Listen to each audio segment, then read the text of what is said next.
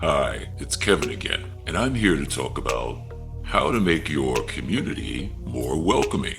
Perhaps your community is already welcoming, but think about it. How would you describe your community? How welcoming is it? Do you feel safe there? I mean, not just physically safe, but mentally safe, psychologically safe. Perhaps your community is welcoming, but it could be even more welcoming. So one place to start is to research the demographics of your community. Find out who lives there, who visits there, who works there. If you belong to a local chamber or another organization, ask yourself, who is at the table at your meetings or events? When thinking about being welcoming, also think about how your community or business might be viewed by others who might be visiting. When I first moved to the Pacific Northwest, I remember that a lot of times if I decided to go to a certain community or certain city, it really a lot of times depended on what I heard from other people that I trusted. So, and in some cases, their experience might have happened several years ago, but yet that was the last impression they had of that particular community, and it could influence me and my decision to visit there. So when I worked for the city of Bellevue, when I first came there, people were saying, oh, you're going to Bellevue. You know, it's just a bunch of rich white people who live there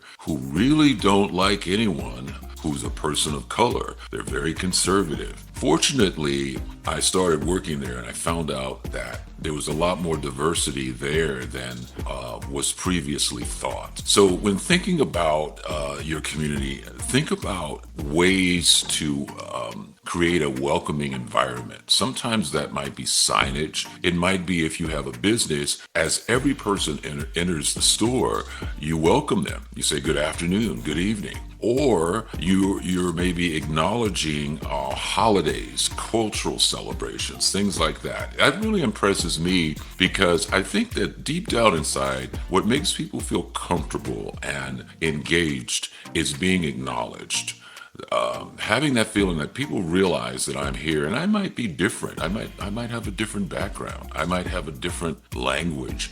So take that all into consideration when thinking about how you perceive your community, but how others might perceive it as well. And feel free to invite guest speakers from outside the community or inside the community to come to your local events, to come to your staff meetings, to have events that focus on food, maybe diversity with food. You know, food is a great tool to engage people, and it creates an environment where you're sharing a meal and you're learning more about a delicacy or a recipe or, more important, the person behind that. Those are just some tips for some people who might think, hey, I could make my community a little more welcoming than it already is. Thanks for listening.